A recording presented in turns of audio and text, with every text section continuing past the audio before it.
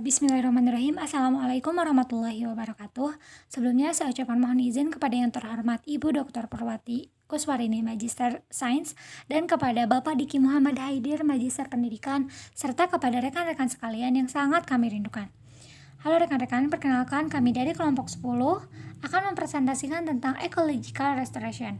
Adapun anggota dari kelompok kami yang pertama ada saya sendiri, Dina Anidalia, sebagai pemateri pertama. Selanjutnya ada Dina Tiaz Nabilah sebagai pemateri keempat. Selanjutnya ada Firda Dewi Satriani sebagai pemateri kelima. Selanjutnya ada Melania Hernanda sebagai pemateri ketiga, dan ada Ratih Restali Suherman sebagai pemateri kedua. Adapun konten atau materi yang akan kami presentasikan pada kesempatan kali ini adalah yang pertama mengenai definisi restorasi ekologis, yang kedua tentang ciri-ciri ekosistem terrestorasi, yang ketiga tentang penjelasan terminologi, yang keempat tentang ekosistem acuan, yang kelima tentang spesies eksotis, yang keenam tentang monitoring dan evaluasi, yang ketujuh tentang perencanaan restorasi, yang kedelapan tentang hubungan antara praktek restorasi dan ekologi restorasi, yang kesembilan tentang hubungan antara restorasi dengan kegiatan-kegiatan lainnya, yang kesepuluh tentang integrasi antara program restorasi ekologis dengan program lain yang lebih besar, dan yang ke-11 merupakan upaya restorasi pada setiap ekosistem yang rusak seperti ekosistem terumbu karang, kebakaran hutan, banjir, dan lain-lain. Oke teman-teman, untuk mengefektifkan waktu kita bersama, mari kita lanjutkan pembahasan kita ke pembahasan yang pertama, yaitu tentang definisi restorasi ekologis. Teman-teman, jadi restorasi ekologis itu adalah proses untuk membantu pemulihan ekosistem yang telah terdegradasi, rusak, atau hancur. Nah, definisi ini merupakan definisi yang resmi yang udah disahkan oleh Society for Ecological Restoration atau Perhimpunan Restorasi Ekologis. Jadi bisa kita simpulkan bahwa restorasi ekologis itu merupakan kegiatan yang bertujuan untuk memprakarsai atau mempercepat pemulihan ekosistem secara berkesinambungan. Nah teman-teman, ekosistem yang membutuhkan restorasi atau membutuhkan pemulihan ini umumnya adalah ekosistem yang telah mengalami perubahan atau kerusakan akibat aktivitas-aktivitas manusia, baik secara langsung maupun tidak langsung. Nah, dalam beberapa kejadian, dampak terhadap kerusakan ekosistem itu diperparah dengan terjadinya bencana alam seperti kebakaran hutan, banjir, badai, atau letusan gunung berapi yang nantinya itu bisa mengakibatkan ekosistem itu tidak dapat dipulihkan seperti sedia kala.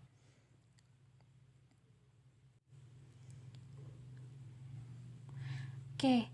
Bahasan kita selanjutnya adalah tentang ciri-ciri ekosistem yang terrestorasi atau ciri-ciri ekosistem yang telah pulih dan telah dipulihkan gitu ya.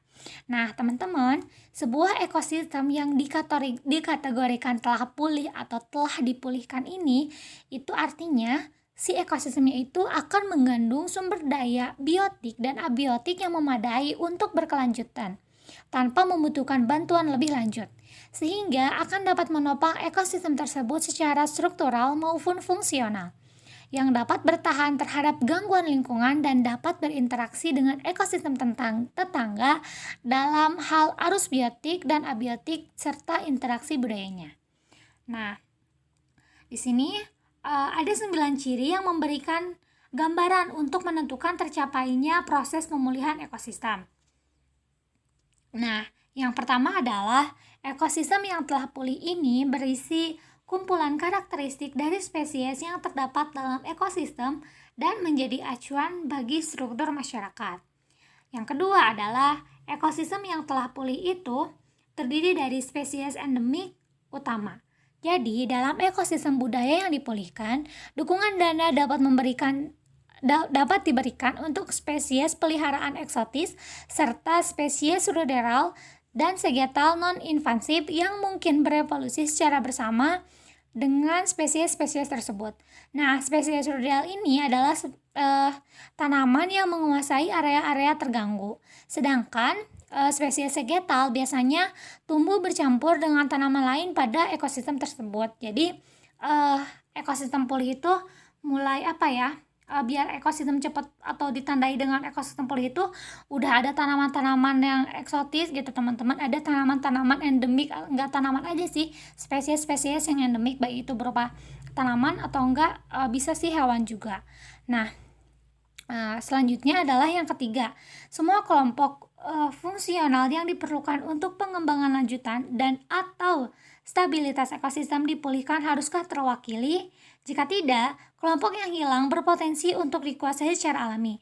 Nah, kalau misalkan ekosistemnya rusak, nah seluruh komponen ekosistem yang rusak itu harus terwakili gitu, jangan setengah-setengahnya. Karena kalau setengah-setengahnya jadi nanti tuh akan ada salah satu kelompok yang menguasai ekosistem tersebut. Nah, yang keempat adalah lingkungan fisik dari ekosistem dipulihkan mampu mempertahankan populasi serta mereduksi spesies-spesies yang diperlukan untuk berkelanjutan atau pengembangan sesuai dengan keinginan. Nah, yang kelima adalah ekosistem yang dipulihkan itu haruslah dapat berfungsi normal untuk tahap ekologi pembangunan. Yang keenam, ekosistem yang dipulihkan dapat diintegrasikan dengan baik ke dalam matriks ekologi yang lebih besar atau bentang alam atau lanskap melalui pertukaran komponen-komponen abiotik dan biotik. Yang ketujuh, potensi ancaman terhadap kesehatan dan kebutuhan ekosistem yang telah dipulihkan dari lingkungan sekitarnya hendaknya telah dihilangkan atau dikurangi sebanyak mungkin. Nah, yang kedelapan, ekosistem yang dipulihkan itu cukup tangguh untuk bertahan dari stres berkala normal dalam lingkungan lokal yang berfungsi untuk menjaga integritas ekosistem. Dan yang kesembilan, yang terakhir, ekosistem yang dipulihkan itu haruslah dapat mandiri setara dengan ekosistem yang menjadi acuan dan memiliki potensi untuk bertahan tanpa batas waktu dalam kondisi lingkungan yang ada. Namun demikian, aspek keanekaragaman hayati, struktur, dan fungsi dapat berubah sebagai bagian dari pengembangan ekosistem normal dan dapat berfluktuasi dalam respon terhadap stres berskala normal dan gangguan skala besar yang sering terjadi. Seperti dalam setiap ekosistem utuh, komposisi jenis dan ciri-ciri lainnya dari ekosistem yang dipulihkan dapat berkembang atau berubah sesuai dengan terjadinya perubahan kondisi lingkungan. Namun, pemulihan suatu ekosistem itu teman-teman tidak ditunjukkan dengan tidak harus ditunjukkan atau terpenuhi keseluruhan ciri yang saya tadi sebutkan tadi, ada 9. Karena ciri-ciri ini tuh hanya dibutuhkan sebagai acuan kita gitu untuk mengukur perkembangan ekosistem sesuai dengan tujuan yang diinginkan dalam program restorasi ini. Nah, selanjutnya pembahasan kita yang ketiga adalah penjelasan dari terminologi. Jadi pada pembahasan kita kali ini akan banyak sekali terminologi yang mungkin akan disampaikan oleh pemateri-pemateri selanjutnya. Oke, terminologi yang pertama adalah mengenai ekosistem. Jadi teman-teman, ekosistem itu terdiri dari biota. Nah, ini merupakan terminologi yang kedua. Nah, biota itu merupakan tanaman, hewan, dan mikroorganisme. Oke, kita balik lagi ke terminologi yang pertama, yaitu ekosistem. Jadi, ekosistem itu terdiri dari biota yang berada dalam satu daerah tertentu, lingkungan yang mendukung, dan interaksi antar mereka. Itu yang disebut dengan ekosistem. Nah, selanjutnya ada lingkungan abiotik. Maksudnya lingkungan atau komunitas biotik. Nah, komunitas biotik ini merupakan populasi spesies yang terdiri dari biota secara kolektif diidentifikasi sebagai komunitas biotik. Nah, selanjutnya ada lingkungan abiotik.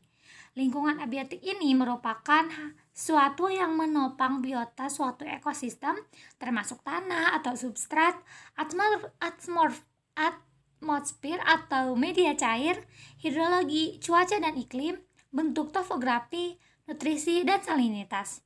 Selanjutnya ada habitat. Habitat ini mengacu pada tempat tinggal organisme atau komunitas yang menyediakan kondisi yang diperlukan untuk kelangsungan hidupnya. Nah, teman-teman, restorasi ekologi ini dapat dilakukan pada berbagai skala.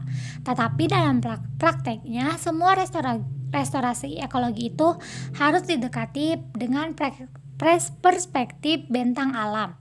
Nah, bentang alam ini nantinya itu merupakan hal untuk memastikan kelancaran interaksi dan hubungan antara ekosistem yang berdekatan. Nah, bentang alam ini biasanya disebut dengan landscape. Ya, jadi landscape itu merupakan sesuatu yang terdiri dari dua atau lebih ekosistem yang mengalami pertukaran organisme, energi, air, dan nutrisi. Nah, terminologi selanjutnya adalah bentang alam alami atau ekosistem alam. Jadi, sebuah bentang alam alami atau ekosistem alam itu adalah ekosistem yang dikembangkan oleh proses alam yang kemudian mengorganisir dan mempertahankannya secara mandiri. Sebuah bentang alam budaya, terminologi selanjutnya adalah bentang alam budaya atau ekosistem budaya. Nah, sebuah bentang alam budaya atau ekosistem budaya itu adalah ekosistem yang dikembangkan melalui gabungan antara proses alami dan campur tangan manusia. Nah, terminologi selanjutnya adalah praktek-praktek budaya yang berkelanjutan. Nah, jadi praktek-praktek budaya yang berkelanjutan ini merupakan penggunaan lahan secara tradisional oleh manusia yang menjaga keanekaragaman hayati dan produktivitasnya. Nah, istilah-istilah yang akan saya sampaikan pada slide ini itu merupakan istilah-istilah yang sering kita temui seperti degradasi, kerusakan, kehancuran, dan transformasi. Tapi kadang-kadang terminologi-terminologi ini tuh kurang jelas gitu dalam menjelaskannya. Jadi ada beberapa tumpang tindih penjelasan dalam menjelaskan istilah-istilah ini. Oke, kita bahas yang pertama adalah degradasi. Nah, degradasi ini berkaitan dengan perubahan secara perlahan atau bertahap yang mengurangi integritas ekologi dan keutuhan ekosistem. Selanjutnya adalah kerusakan. Kerusakan ini mengacu pada perubahan akut dan jelas dalam suatu ekosistem. Nah, jadi sebuah ekosistem itu bisa dikatakan hancur ketika degradasi atau kerusakan yang terjadi sedemikian parahnya hingga menghapus semua kehidupan makroskopik termasuk reruntuhan lingkungan fisik. Nah, terminologi yang terakhir adalah transformasi. Adalah konversi dari suatu ekosistem yang menjadi berbagai jenis ekosistem atau berbagai jenis penggunaan lahan. Nah, sekarang terminologi selanjutnya kita membahas tentang ekosistem acuan. Jadi teman-teman, sebuah ekosistem acuan itu berfungsi sebagai model untuk perencanaan proyek restorasi ekologi yang nantinya akan digunakan sebagai acuan untuk mengevaluasi proyek tersebut. Terminologi selanjutnya adalah lintasan ekologi. Jadi lintasan ekologi itu adalah gambaran jalur perkembangan suatu ekosistem sejalan dengan perubahan waktu. Terminologi selanjutnya adalah redundansi atau tumpang tindih spesies, yaitu adanya beberapa spesies yang berperan serupa dalam suatu ekosistem, menjamin kesehatan ekosistem tersebut terhadap tekanan, gangguan, atau perubahan lingkungan lainnya. Nah, yang terakhir adalah kestabilan genetik. Jadi teman-teman, agar ekosistem dapat beradaptasi dengan kondisi lingkungan setempat dan dapat bertahan terhadap tekanan lingkungan yang berubah, maka populasi-populasi spesiesnya haruslah memiliki kestabilan genetik gitu. Nah, teman-teman, mungkin sekian yang bisa saya paparkan. Saya ucapkan mohon maaf untuk segala kekurangannya dan terima kasih atas segala perhatiannya. Untuk selanjutnya saya serahkan kepada rekan saya Rati untuk menjelaskan materi berikutnya. Baik, terima kasih kepada pemateri sebelumnya. Untuk selanjutnya yaitu materi mengenai ekosistem acuan. Nah, sebuah ekosistem acuan berfungsi sebagai model untuk merencanakan proyek restorasi serta mengevaluasi di kemudian hari. Dalam bentuk paling sederhana, ekosistem acuan adalah ekosistem sebenarnya, keterangan tertulisnya atau keduanya. Masalah yang ada pada ekosistem acuan sederhana adalah karena hanya mewakili satu bagian atau ekspresi dari keseluruhan ciri-ciri ekosistem. Ekosistem yang dipilih dapat merupakan ekosistem yang memiliki satu atau beberapa bagian penting yang berada di dalam lintasan sejarah ekosistem tersebut. Acuan mencerminkan kombinasi dari peristiwa-peristiwa stokastik yang terjadi selama perkembangan ekosistem tersebut. Nah, dengan demikian, suatu ekosistem yang sedang direstorasi dapat dikembangkan lebih besar. Tingkat perkembangan apapun yang terbentuk sejauh dapat dibandingkan dengan bagian yang potensial, di mana acuan tersebut dapat dikembangkan memungkinkan digolongkan sebagai restorasi. Dengan demikian, sebuah acuan sederhana tidaklah cukup hanya dengan mengungkapkan kumpulan daerah-daerah yang berpotensi direstorasi beserta variasinya. Oleh karena itu, suatu ekosistem acuan sebaiknya dibentuk dari berbagai daerah acuan lainnya. Deskripsi gabungan ini memberikan dasar yang lebih realistik dalam perencanaan program restorasi.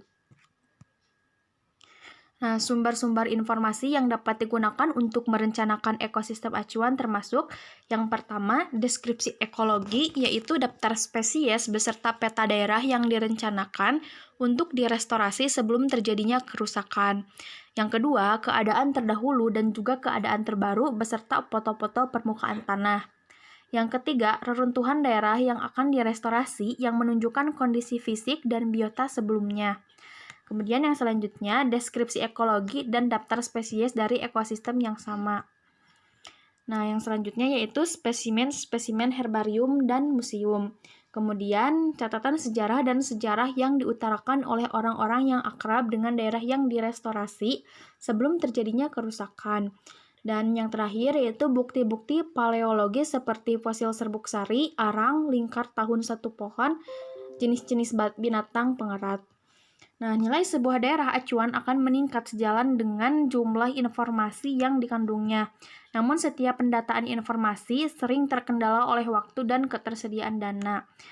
Seminimalnya, dasar inventarisasi ekologi menjelaskan tentang ciri-ciri lingkungan abiotik dan aspek-aspek keragaman hayati yang penting serta komposisi jenis dan struktur komunitas. Selain itu, juga mengidentifikasikan peristiwa-peristiwa stres berkala normal yang menjaga keutuhan ekosistem. Nah, deskripsi yang harus ada pada ekosistem budaya yang menjadi acuan adalah adanya penjelasan tentang praktek-praktek budaya yang sangat penting dan pemulihan dan pengolahan suatu ekosistem yang akan direstorasi. Nah, tujuan proyek restorasi secara tertulis sangatlah penting untuk menentukan secara jelas deskripsi dari suatu acuan restorasi bentang alam dalam skala besar yang hanya membutuhkan restorasi secara umum. Nah, maka deskripsi acuannya dapat sama-sama umum. Dengan demikian, foto udara merupakan sumber informasi paling berharga untuk persiapan acuan. Restorasi dalam skala yang lebih kecil dan detail membutuhkan lebih banyak informasi acuan yang lebih detail, seperti data yang diambil langsung dari lokasi pada peta kecil. Deskripsi dari suatu daerah acuan menjadi rumit oleh dua faktor yang harus disesuaikan untuk menjamin kualitas kegunaannya. Yang pertama, daerah yang dijadikan acuan merupakan daerah yang memiliki kekayaan alam terjaga baik, sedangkan daerah yang akan direstorasi umumnya berada pada tahap-tahap awal ekologi. Yang kedua, tujuan restorasi adalah tercapainya ekosistem alami. Hampir seluruh daerah acuan yang ada akan terkena beberapa dampak yang merugikan manusia. Selanjutnya yaitu mengenai spesies eksotis. Spesies eksotik, baik tanaman maupun hewan, adalah spesies yang diperkenalkan ke suatu daerah yang sebelumnya tidak ada. Oleh karena program restorasi ekologi ekosistem alam berupaya memulihkan ekosistem sedekat mungkin dengan keadaan aslinya, maka diupayakan adanya pengurangan atau penghapusan spesies eksotik di daerah yang sedang direstorasi. Namun demikian, adanya keterbatasan finansial dan logistik yang sering muncul saat menjalani program restorasi, maka penting untuk bersikap realistis dan pragmatis dalam mengontrol adanya spesies eksotik. Dalam bentang alam budaya, spesies eksotik sering merupakan bagian integral dari ekosistem, terutama karena tanaman dan hewan ternak, bahkan sebagai ruderal atau sugetal yang mungkin berevolusi bersama dengan spesies peliharaan. Spesies eksotik seperti itu dapat diterima untuk restorasi budaya. Nah, dalam ekosistem alam, spesies eksotik yang diperkenalkan ke suatu daerah umumnya akan bersaing dan menggantikan spesies asli. Namun, tidak semua spesies eksotik berbahaya. Beberapa di antaranya bahkan memenuhi peran ekologis yang sebelumnya dilakukan oleh spesies asli yang kemudian telah menjadi langka atau punah. Nah, pada kasus seperti ini tidaklah bijak jika spesies eksotik tersebut ditiadakan dalam ekosistem yang akan direstorasi. Nah, beberapa spesies eksotik diperkenalkan berabad-abad yang lalu oleh manusia atau yang lainnya dan telah bernaturalisasi, sehingga status mereka sebagai eksotis tidaklah jelas. Spesies lain telah bermigrasi keluar masuk wilayah tersebut dalam menanggapi fluktuasi iklim selama Holosen, sehingga hampir tidak dapat dianggap sebagai eksotik. Nah, yang selanjutnya yaitu materi mengenai monitoring dan evaluasi. Sebuah proyek restorasi yang direncanakan dengan baik akan dengan jelas menyebutkan tujuan yang mencerminkan ciri-ciri penting dari ekosistem acuannya. Tujuan-tujuan dijabarkan dengan mengikuti saran-saran khusus. Tujuan atau goal adalah keinginan yang akan dicapai, sedangkan sasaran atau objektif adalah langkah nyata yang diambil untuk mencapai tujuan. Dua pertanyaan mendasar yang harus ditanyakan sehubungan dengan proses evaluasi ekosistem yang dipulihkan. Apakah sasaran telah terpenuhi? Apakah tujuan tercapai? Jawaban terhadap pertanyaan-pertanyaan itu dapat divalidasi hanya jika tujuan dan sasaran telah dinyatakan sebelum proyek restorasi dilaksanakan. Nah, ekosistem itu sangatlah kompleks dan tidak ada dua ekosistem utuh yang benar-benar sama. Setidaknya jika dievaluasi sampai tahap yang sangat detail, dengan alasan tersebut tidak ada ekosistem yang direstorasi akan identik dengan acuan tunggal manapun. Nah, jumlah variabel-variabel dalam ekosistem yang dapat digunakan dalam sebuah evaluasi sangatlah besar untuk dapat diukur seluruhnya dalam waktu yang singkat. Pemilihan variabel mana yang dapat digunakan dan mana yang tidak membutuhkan pragmatisme dan pertimbangan dari evaluator. Sasaran dievaluasi berdasarkan standar kerja juga dikenal dengan kriteria desain dan kriteria keberhasilan. Standar-standar atau kriteria-kriteria ini terkandung dalam sebagian besar pemahaman tentang ekosistem acuan. Standar kinerja memberikan dasar empiris untuk menentukan apakah tujuan proyek telah tercapai atau belum. Sasaran standar kinerja dan protokol untuk monitoring dan untuk penilaian data sudah harus tertuang di dalam rencana restorasi sebelum proyek berjalan. Nah, jika interpretasi data yang diperoleh saat monitoring menunjukkan bahwa standar kinerja telah terpenuhi, maka tidak ada keraguan bahwa tujuan proyek telah tercapai dan ekosistem yang direstorasi akan cukup tangguh sehingga hanya membutuhkan sedikit campur tangan praktisi restorasi atau tidak sama sekali. Nah, ada 3 landasan yang dapat digunakan dalam proses evaluasi. Yang pertama, perbandingan langsung, yang kedua, analisis ciri-ciri, dan ketiga, analisis lintasan. Nah, pada perbandingan langsung, parameter-parameter terpilih akan ditentukan dan diukur, baik pada daerah restorasi maupun daerah acuan. Jika deskripsi acuan menyeluruh, sebanyak 20 atau 30 parameter dapat dibandingkan dengan mencakup aspek lingkungan biotik dan abiotik. Hal ini dapat menyebabkan ambiguitas interpretasi jika sebagian hasil perbandingan dekat sedangkan sebagian lainnya tidak, sehingga menimbulkan pertanyaan berapa banyak parameter harus memiliki nilai yang sama dan seberapa dekat nilai-nilainya sebelum tujuan restorasi dapat dikatakan berhasil. Pendekatan yang paling memungkinkan adalah dengan memilih secara hati-hati daerah yang secara bersama menggambarkan keseluruhan ekosistem secara ringkas. Nah, yang kedua, analisis ciri-ciri. Ciri-ciri dinilai dalam kaitannya dengan daftar yang disediakan dalam bagian 3. Bagian ini data kuantitatif dan semi-kuantitatif dari monitoring yang telah dijadwalkan dan persediaan lainnya sangat berguna dalam menilai sejauh mana setiap tujuan telah tercapai. Yang terakhir, analisis lintasan merupakan strategi yang menjanjikan, masih dalam pengembangan untuk menafsirkan set data besar secara komparatif. Dalam strategi ini, data yang dikumpulkan secara berkala di lokasi restorasi diplot untuk membangun tren. Tren yang mengarah terhadap kondisi acuan mengonfirmasi bahwa pemulihan mengikuti lintasan yang dimaksudkan. Sekian materi yang dapat saya sampaikan. Saya serahkan kepada pemateri selanjutnya. Baik, saya akan menjelaskan materi selanjutnya. Perencanaan restorasi. Rencana untuk proyek restorasi minimal mencakup hal-hal berikut ini. 1. Alasan yang jelas mengapa restorasi diperlukan. 2. Deskripsi ekologi dari daerah yang akan direstorasi. 3. Tujuan dan sasaran dari proyek restorasi. 4. Penunjukan dan deskripsi ekosistem acuan. 5. Penjelasan tentang bagaimana restorasi yang diusulkan akan berintegrasi dengan lanskap dan organisme yang ada. 6. Rencana eksplisit, jadwal dan anggaran untuk kegiatan persiapan lokasi, instalasi dan pasca instalasi, termasuk strategi untuk membuat koreksi saat kegiatan sedang dijalankan. 7. Berkembang dengan baik dan secara eksplisit menyatakan standar kinerja dengan pemantauan protokol di mana proyek dapat dievaluasi. 8. Strategi jangka panjang untuk perlindungan dan pemeliharaan ekosistem yang telah direstorasi.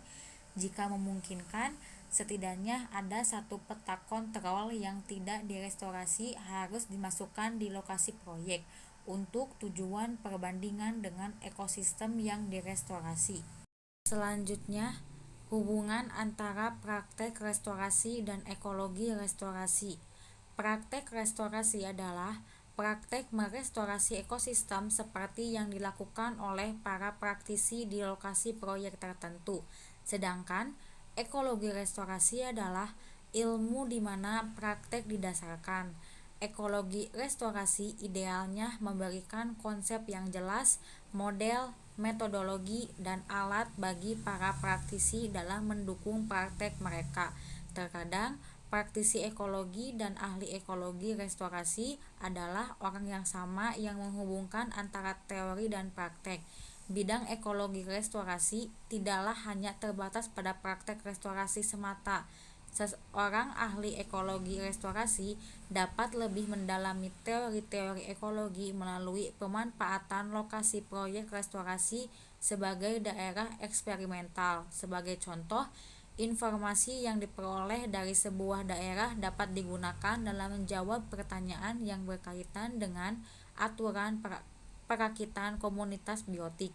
Selanjutnya, ekosistem yang telah direstorasi dapat digunakan sebagai acuan, sebagai pembanding bagi daerah yang ditunjuk untuk konservasi alam.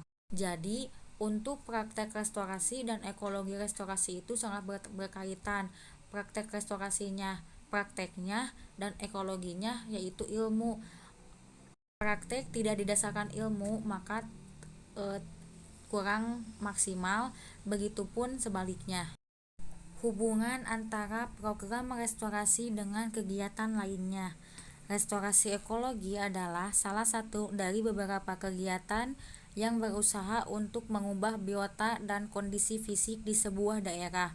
Istilah restorasi ekologi sering bercampur dengan istilah restorasi.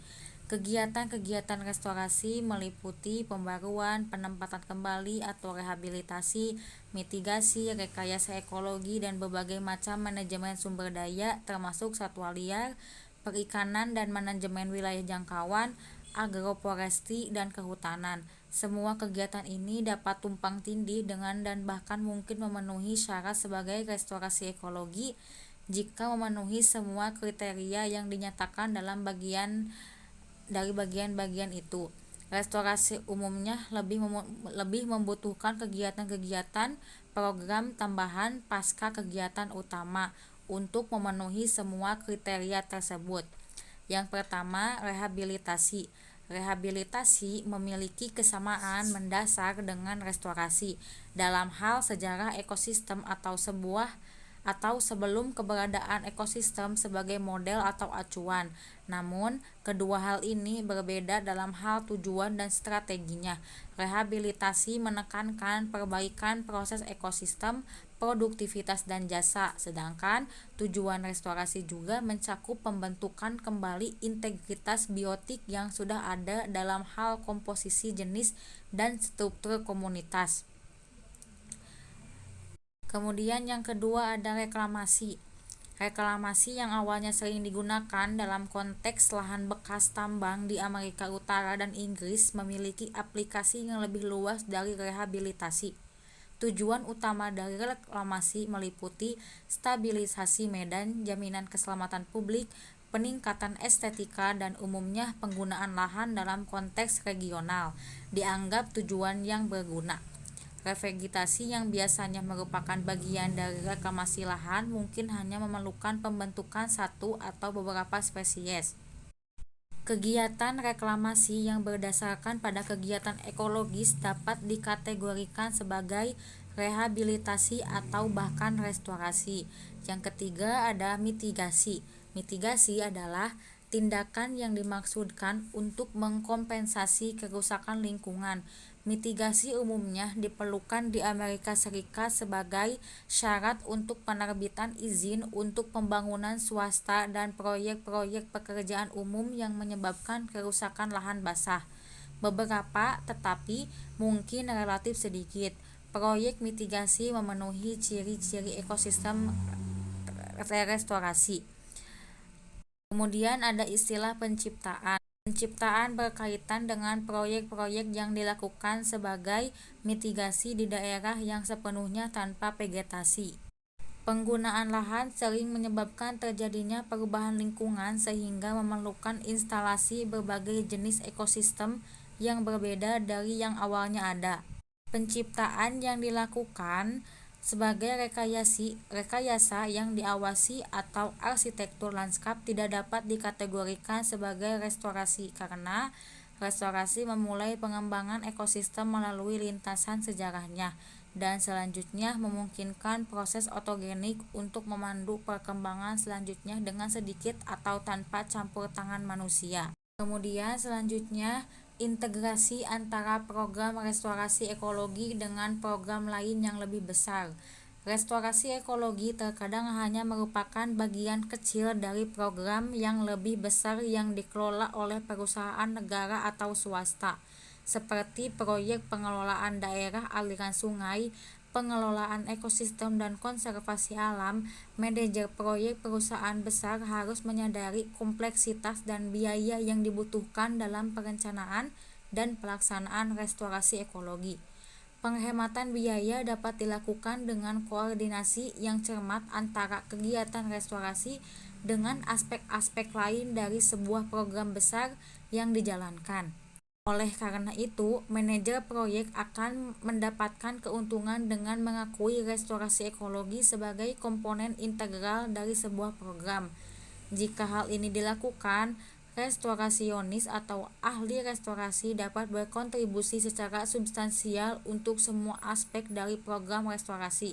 Selain itu, restorasionis akan berada dalam posisi untuk dapat memastikan bahwa semua restorasi ekologi disusun dengan baik dan dapat dipahami. Dengan cara ini, kepentingan umum dapat dilayani dengan baik. Untuk yang selanjutnya, yaitu upaya restorasi pada setiap ekosistem. Ada 3 contoh upaya restorasi pada ekosistem. Yang pertama ada restorasi terumbu karang, yang kedua ada restorasi hutan mangrove, yang ketiga ada restorasi kebakaran hutan. Nah, untuk yang pertama akan saya jelaskan restorasi terumbu karang. Apa sih pentingnya restorasi terumbu karang? Nah, selain mencegah erosi pesisir, terumbu karang menyediakan sumber pangan dan mata pencaharian bagi ratusan juta penduduk pesisir di lebih dari 100 negara, baik berupa sumber daya laut yang melimpah untuk dipanen maupun melalui wisatawan yang tertarik dengan keindahannya, keanekaragamannya, dan pasir putih pantainya juga terjaga. Nah, sedikitnya 1,5 miliar penduduk di dunia bergantung sebagian atau sepenuhnya terhadap sumber daya terumbu karang untuk menyokong kehidupannya. Mata pencaharian mereka juga diantaranya adalah nelayan, pengumpul, pelaku budidaya, pelaku perdagangan biota laut untuk akuarium, serta beragam pekerjaan dan kesempatan komersial yang berhubungan dengan turisme. Nah, terumbu karang juga merupakan sumber daya yang menjanjikan di bidang farmasi dalam mengobati berbagai penyakit seperti kanker dan AIDS. Dalam kaitannya dengan keanekaragaman hayati, terdapat sekitar 100.000 jenis yang telah diidentifikasi. Nah, ada di terumbu karang dan bahkan beberapa peneliti menduga paling tidak ada 5 kali atau lebih jenis yang belum teridentifikasi. Nah, apa sih ancaman bagi terumbu karang? Nah, ada laporan Status of Coral Reef of the World pada tahun 2004 memperkirakan sekitar 20% terumbu karang dunia telah hancur total dan tidak memperlihatkan peluang pemulihan dalam waktu dekat. 24% terumbu karang dunia berada sangat dekat dengan risiko kehancuran. Mereka karena tekanan manusia. Dan sebanyak 26% terancam dalam jangka panjang. 20 tahun yang lalu, tampaknya ancaman terbesar terumbu karang adalah gangguan manusia yang kronis seperti peningkatan sedimentasi yang dihasilkan dari perubahan tata guna lahan dan pengelolaan daerah aliran sungai yang lemah. Pembuangan limbah, penambahan nutrisi, dan eutrofikasi dari kegiatan pertanian, penambangan karang, serta penangkapan berlebih. Akan tetapi, dalam beberapa tahun belakangan, iklim global berubah di satu sisi, menyebabkan terjadinya peristiwa pemutihan karang secara massal dan kematian karang yang sering terjadi. Nah, adapun jenis upaya restorasi terumbu karang ada 2, yaitu upaya restorasi fisik dan restorasi biologis. Restorasi fisik yang pertama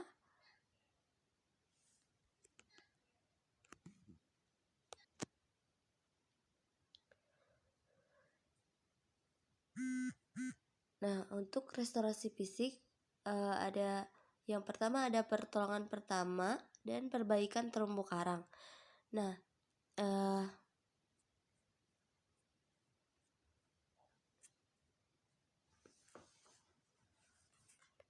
terkadang berguna untuk membedakan antara restorasi fisik dan restorasi biologis. Nah, restorasi fisik mengutamakan perbaikan terumbu karang dengan fokus pendekatan teknik. Kegiatan yang dikerjakan dalam restorasi fisik, kegiatan yang dikerjakan dapat meliputi memberi semen atau perekat ekvosi di retakan besar pada struktur karang, membenarkan dan menempelkan karang, spon, organisme karang lainnya, atau paling tidak menaruh organisme yang terlepas di tempat yang aman, hingga dapat ditempelkan kembali. Nah, prioritas untuk menentukan komponen terumbu karang yang mana mendapat pertolongan pertama dipilih berdasarkan kriteria ukuran, umur, kesulitan, dan penggantian dan kontribusi pada keanekaragaman topografi.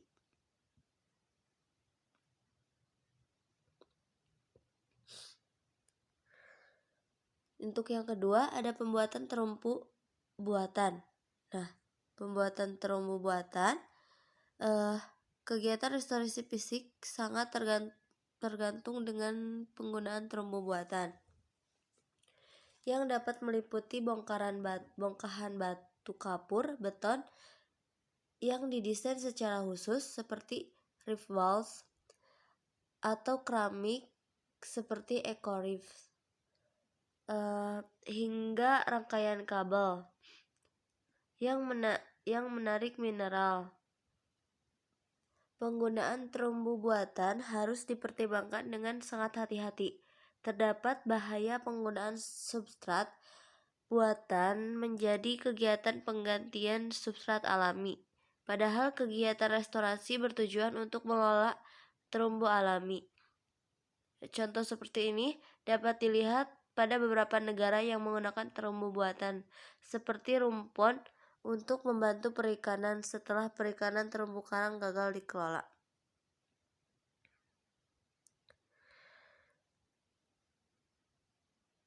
Walaupun memiliki banyak kekurangan, terumbu buatan akan sangat membantu kegiatan restorasi pada keadaan tertentu.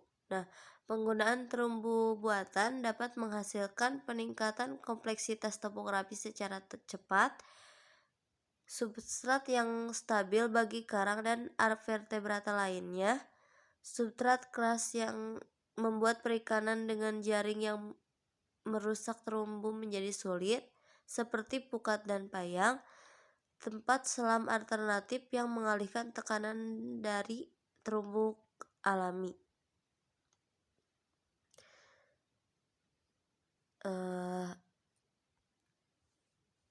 Peranan utama terumbu buatan dalam kegiatan restorasi terumbu karang yaitu stabilitasi dan mengembalikan kompleksitas area yang dipenuhi patahan karang seperti yang diakibatkan oleh bom ikan, dan menarik kembali ikan dan karang di kawasan dengan kemungkinan pulih dan rendah. Mendukung kegiatan wisata atau pendidikan dan penyadaran masyarakat yang membutuhkan akses yang mudah dan aman ke terumbu. Beberapa tempat peristirahatan di seluruh dunia telah menggunakan terumbu buatan sebagai panggung untuk transplantasi karang. Yang ketiga, mengurangi tekanan akibat penyelam pada terumbu alami di kawasan yang padat pengunjung.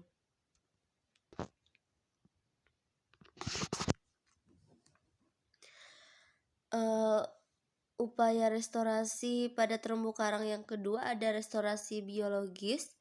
Nah, restorasi biologis harus selalu dipertimbangkan terutama pada hal pengembalian kondisi lingkungan secara keseluruhan, baik aspek fisik, biotik, manusia, hingga pengelolaan. Kegiatan restorasi biologis secara aktif yang paling sering digunakan adalah transplantasi karang atau biota lain pada kawasan yang sudah rusak. Yang harus diingat adalah minimalisasi kerusakan terhadap kawasan yang lebih baik dan yang menjadi donor transplantasi dan memaksimalkan kemungkinan hidup transplant pada terumbu yang akan dipulihkan. Akhirnya, kegiatan restorasi hanya dapat berhasil dalam jangka panjang jika komunitas di terumbu karang telah mandiri dan berfungsi dengan baik. Nah, kenapa sih harus fokus pada karang? Karang adalah jenis kunci dari ekosistem terumbu karang, sama seperti pepohonan di hutan. Karang sangat penting bagi restorasi terumbu karang, seperti pentingnya pohon dan penghutanan kembali. Karang juga berada di bawah ancaman beragam faktor, sebagian besar karena simbiosisnya dengan zooxanthellae yang membuat mereka sensitif terhadap kenaikan suhu permukaan laut di atas rata-rata tahunan. Nah, adapun fungsi karang juga yaitu menyediakan bahan dasar dan struktural untuk perlindungan pantai yang menjadi fungsi utama terumbu. Karang menyediakan kompleksitas struktural yang biasa berhubungan langsung dengan keanekaragaman dan perlindungan bagi ikan dan vertebrata lainnya. Karang menyediakan perlindungan bagi herbivora sehingga membantu mengendalikan pertumbuhan alga. Nah, selain itu, turis juga sangat tertarik dengan karang hidup dan menganggap mereka adalah perwujudan dari terumbu yang sehat. Nah, untuk sumber bibit karang untuk transplantasi yaitu didapatkan dari karang yang masih hidup di terumbu sehingga selalu ada efek samping yang timbul. Kerusakan akibat efek tersebut dapat dikurangi melalui berbagai cara. Peraturan pertama adalah mengoptimalkan penggunaan karang hidup yang tersedia pada beberapa lokasi. Diperlukan izin khusus untuk mendapatkan bibit dan melakukan transplantasi. Nah, yang selanjutnya ada budidaya karang dulu. Budidaya karang terdapat 2 metode dalam budidaya karang, yaitu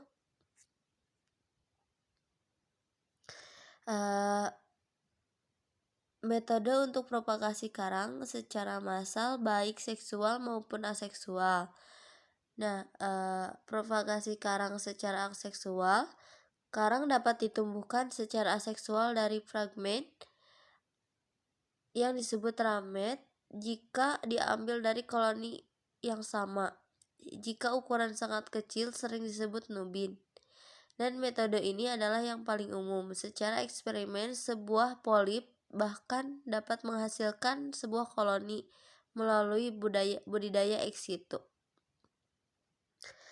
Nah, walaupun begitu, kebanyakan kegiatan restorasi menggunakan fragmen yang besar, ukuran 3-10 cm, karena dapat dibudidayakan secara in situ di kolam air atau dasaran dengan biaya yang terjangkau. Teknologi yang dibutuhkan juga dapat dilakukan dalam kegiatan berbasis masyarakat skala kecil dengan pengawasan dari tim ahli. Tujuan dari budidaya aseksual yaitu untuk memaksimalkan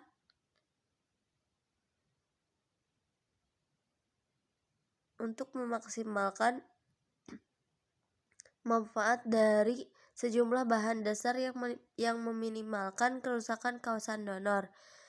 Yang kedua, untuk menumbuhkan fragmen menjadi koloni kecil dengan kesintasan yang lebih tinggi jika dibandingkan fragmen kecil yang ditransplantasi langsung ke terumbu.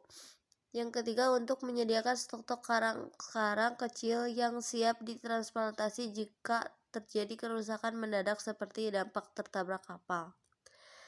Nah, yang kedua ada metode seksual, propagasi karang secara seksual untuk persemaian terumbu, yaitu karang bereproduksi secara seksual dengan pemijahan massal atau pembuatan secara internal larva planula dan diikuti planulasi atau pelepasan planula ke laut sekitarnya. Karang menghasilkan banyak telur dan larva, namun sebagian besar akan mati. Untuk menghindari hal tersebut, larva dapat dikumpulkan dan dibesarkan untuk menurunkan tingkat kematian. Larva tersebut merupakan sumber karang yang berharga untuk kegiatan restorasi. Nah, ada dua keuntungan metode seksual daripada aseksual, yaitu minimnya fragmen yang dibutuhkan sehingga mengurangi efek samping ke terumbu donor.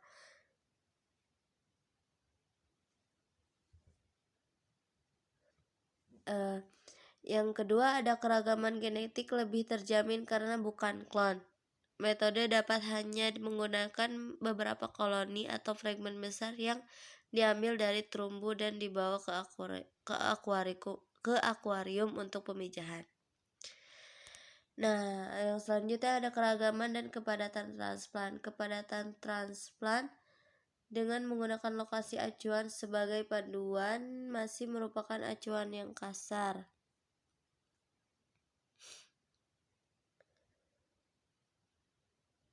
Beberapa karang mungkin berukuran 1 cm, sedang yang lain dapat. Yang selanjutnya ada ukuran fragmen transplant. Kesintasan dapat berlaku pada ukuran berkisar antara 1 mm hingga 10 cm.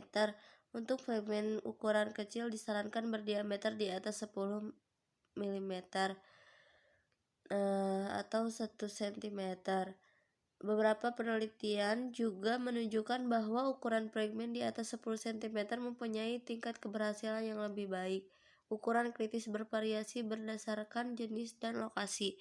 bergantung pada jumlah dan tipe alga yang berkompetisi untuk ruang serta kelimpahan dan ukuran dari pemakan alga. Yang selanjutnya ada waktu transplantasi. Waktu transplantasi terkadang fragmen transplant akan memutih selama 1 hingga 2 bulan sebelum kembali ke warna asal. Hal tersebut juga dapat terjadi pada koloni karang yang menjadi donor fragmen. Kunci sukses dari transplantasi adalah mengurangi tingkat stres karang dan karang ditempatkan pada suhu sesuai air laut. Jangan ditempatkan di tempat yang panas. Hindari melakukan transplantasi di tengah hari yang panas, walaupun beberapa jenis karang ditemukan lebih tahan terhadap stres. Nah, tanda-tanda karang yang stres adalah keluarnya banyak lendir. Yang selanjutnya ada pemantauan dan perawatan. Akibat kurangnya pemantauan secara sistematis, sulit untuk mengetahui kesuksesan dan kegagalan sebuah upaya restorasi terumbu karang. Untuk pemantauan perubahan keanekaragaman hayati juga perlu dilakukan. Karang, ikan, dan biota lain yang berperan secara ekologi dan ekonomis serta mudah diidentifikasi perlu dipantau. Untuk perawatannya, berdasarkan besarnya biaya dan tenaga untuk melakukan restorasi terumbu karang, sangat wajar bila kita melakukan perawatan rutin terhadap karang transplant. Pemantauan sistematis dilakukan setiap beberapa bulan sekali, tetapi akan menguntungkan bila memeriksa transplant lebih sering dari gangguan pemangsaan. Nah, pertumbuhan alga yang cepat atau alga yang menempel di karang sehingga dapat melakukan langkah pencegahan atau pembersihan bila diperlukan. Sekian dari saya kembalikan ke pemateri yang selanjutnya. Di sini saya akan menjelaskan mengenai restorasi hutan mangrove. Hutan mangrove merupakan salah satu bentuk ekosistem hutan yang unik dan khas.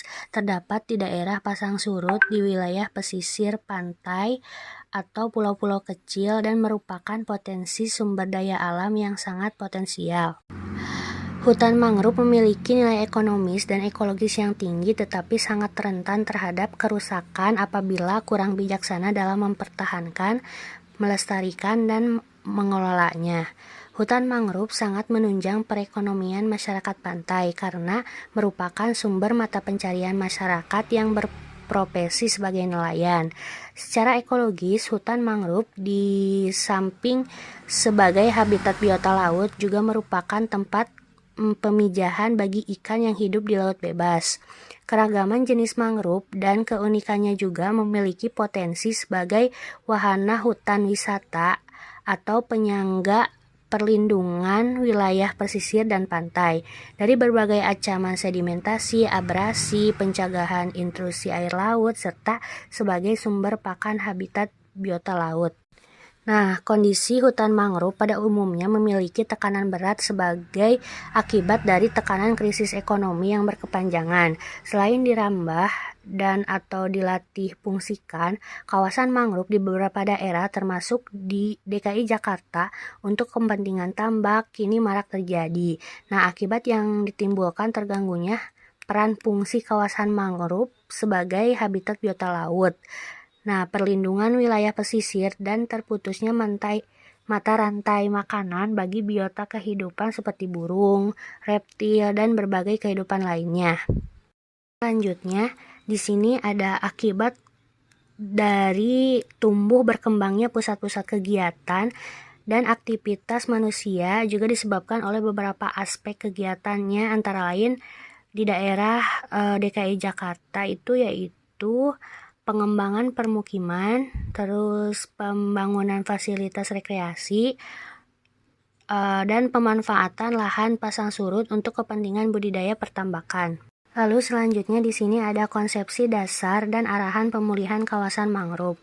Konsepsi dasar dan pemulihan atau restorasi mencermati uraian pentingnya konservasi sumber daya alam hayati. Dengan demikian, konsep pengembangan pemulihan kawasan mangrove dalam bidang konservasi dapat dilakukan melalui yang pertama ada penanganan dan pengendalian lingkungan fisik dari berbagai bentuk faktor penyebabnya. Lalu yang kedua ada pemulihan secara ekologis baik terhadap habitat maupun kehidupannya. Lalu yang ketiga ada mengharmoniskan perilaku lingkungan sosial untuk tujuan mengenal, mengetahui, mengerti, dan memahami hingga pada akhirnya merasa peduli dan ikut bertanggung jawab untuk mempertahankan dan melestarikannya. Lalu yang keempat ada meningkatkan akuntabilitas kinerja institusi yang bertanggung jawab dan pihak-pihak terkait lainnya. Lalu di sini ada arahan pembinaan program pemulihan kualitas lingkungan dilakukan melalui yang pertama itu ada penilaian kawasan konservasi yang dilakukan untuk mengetahui sejauh mana suatu kawasan masih mampu mendukung dan menjamin atas peranan fungsinya sebagai penyangga atau perlindungan. Lalu yang kedua ada rehabilitasi habitat yang bertujuan untuk meningkatkan kualitas tapak secara rinci tatanan pelaksanaannya. Lalu yang ketiga ada peningkatan kawasan hijau yang dilakukan melalui tindakan rehabilitasi jenis, enrichment planting, dan perubahan jenis. Lalu yang keempat ada pemberdayaan masyarakat yang dilakukan dengan pembinaan masyarakat melalui penghijauan, pelatihan dan penyuluhan, pendidikan formal dengan memasukkan muatan lokal, pengenalan hutan dan lingkungan pada kurikulum nasional pendidikan dasar dan menengah bisa SD, LTP dan SMA. Selanjutnya di sini saya akan sedikit menjelaskan mengenai restorasi kerusakan hutan. Restorasi hutan dan lahan akibat kebakaran hutan sangat diperlukan dengan pendekatan restorasi konservasi yang inovatif. Namun dalam melakukan upaya restorasi tentu saja memiliki tantangan tersendiri, di mana tantangan ini adalah bagaimana meningkatkan penggunaan restorasi ini ke dalam titik yang tepat sasaran. Berikut terdapat 3 pilihan upaya restorasi yang dirasa tepat dilakukan untuk menangani perusakan hutan dan lahan khususnya di Provinsi Riau. Nah, yang pertama itu ada restorasi gambut. Nah, restorasi gambut merupakan proses untuk mengembalikan fungsi ekologi lahan gambut, sekaligus meningkatkan kesejahteraan masyarakat yang terkena dampak dari menyusutnya lahan gambut. Jika dipahami dari sisi definisi, nah restorasi itu merupakan upaya yang sama dari tahapan manajemen bencana yang disebut rehabilitasi, tetapi pada tahap restorasi melekat juga unsur-unsur mitigasi, yakni ada 5 langkah restorasi lahan gambut. Yang pertama itu yaitu pemetaan hutan dan lahan gambut. Pemetaan lahan gambut sangat diperlukan agar dapat menentukan lokasi gambut yang menyusut dan mengetahui tipe serta kedalamannya. Pemetaan hutan dan lahan gambut dapat mengurangi berkurangnya area lahan gambut akibat konversi lahan melalui kebijakan-kebijakan yang tepat guna berlandaskan temuan-temuan kajian lahan gambut. Lalu langkah yang kedua itu adalah menentukan jenis, pelaku, dan rentang waktu pelaksanaan restorasi. Ada gambut yang melewati proses pembahasan terlebih dahulu, ada juga yang langsung ditanam ulang, dan ada juga yang melalui proses pembersihan gambut, misalnya gambut terkena kepingan sisa tumbuhan, daun, ranting, atau kayu, maka gambut tersebut harus dibersihkan terlebih dahulu. Setelah menentukan jenis restorasi, kemudian menentukan rentang waktu. Nah, pelaksanaan restorasi misalnya pada pemerintahan ditetapkan sekarang ini menentukan rentan waktu selama 5 tahun. Lalu langkah yang ketiga itu membasahi gambut. Membasahi kembali lahan gambut perlu dilakukan agar gambut tetap lembab dan tetap terjaga manfaatnya, juga agar gambut disulit terbakar. Lalu langkah yang keempat itu penanaman kembali lahan gambut. Setelah proses surrounding atau pembahasan selesai, maka lahan gambut dapat ditanami oleh tanaman semusim yang ramah. Gambut seperti nanas, kakao, kopi, dan lain sebagainya. Lalu langkah yang terakhir ini ada pemberdayaan ekonomi masyarakat lokal. Nah, tak hanya terhenti pada pulihnya ekologi dan penanaman ulang, restorasi juga harus memperhatikan pemberdayaan ekonomi masyarakat lokal agar terciptanya sumber daya alam dan sumber daya manusia yang baik. Lalu upaya restorasi yang kedua itu ada pelaksanaan kanal blocking. Nah, kanal blocking adalah upaya konservasi sumber daya air pada lahan gambut agar lahan gambut tidak mengalami kekeringan dan terbakar. Nah, tujuan dari pelaksanaan kanal blocking ini adalah untuk membasahi kembali lahan gambut yang kering akibat galian kanal sehingga dapat mencegah terjadinya bencana kebakaran di lahan gambut. Dalam pembangunan sekali kanal dibutuhkan perencanaan yang matang, yang tentu saja ada hal yang perlu diperhatikan sebagai prosedur yang dijadikan pertimbangan sebelum akhirnya dilakukan pembangunan agar tujuan ini dapat tercapai secara efektif.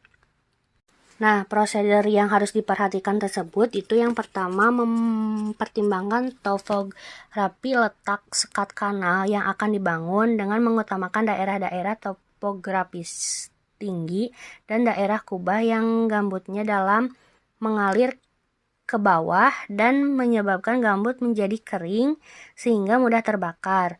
Maka program yang dilakukan sebelum melakukan pembangunan adalah survei ke lapangan terlebih dahulu dan menentukan di mana tempat akan dibangunnya sekat kanal yang tepat. Lalu yang kedua ada mempertimbangkan dari aspek dampaknya kepada masyarakat. Dikaitkan dengan kegiatan masyarakat, dalam hal ini diusahakan masyarakat-masyarakat yang memang paralel dengan maunya gambut itu basah terlebih kepada dampak komoditi yang sudah menghidupkan mereka. Untuk itu dilakukan komunikasi dan diskusi dengan masyarakat, kemudian ditentukan dan disepakati pengerjaan sekat kanal yang idealnya dilakukan oleh masyarakat setempat dengan bantuan supervise atau pengawasan dan pendampingan dari ahlinya, misalnya dari universitas, dari lembaga pemerintahan ataupun NGO. Lalu upaya selanjutnya itu restorasi gambut berbasis pemberdayaan masyarakat. Nah, program pemberdayaan masyarakat bertujuan untuk memberikan pemahaman, cara pandang, dan menumbuhkan partisipasi dalam proses pengelolaan lahan gambut serta mencegah kebakaran hutan sejak dini. Pada pemberdayaan masyarakat ini dapat diadakan kelompok masyarakat peduli API atau disingkat MPA, di mana tugas dari kelompok ini adalah untuk mendeteksi kebakaran hutan sejak awal. Kemudian kelompok masyarakat pemadam api bertugas untuk memadamkan api ketika terjadi kebakaran hutan. Nah, ketika musim panas, maka diadakan patrol keliling desa untuk memantau keadaan hutan. Mungkin sekian yang bisa saya sampaikan. Mohon maaf bila banyak kesalahan. Terima kasih. Assalamualaikum warahmatullahi wabarakatuh.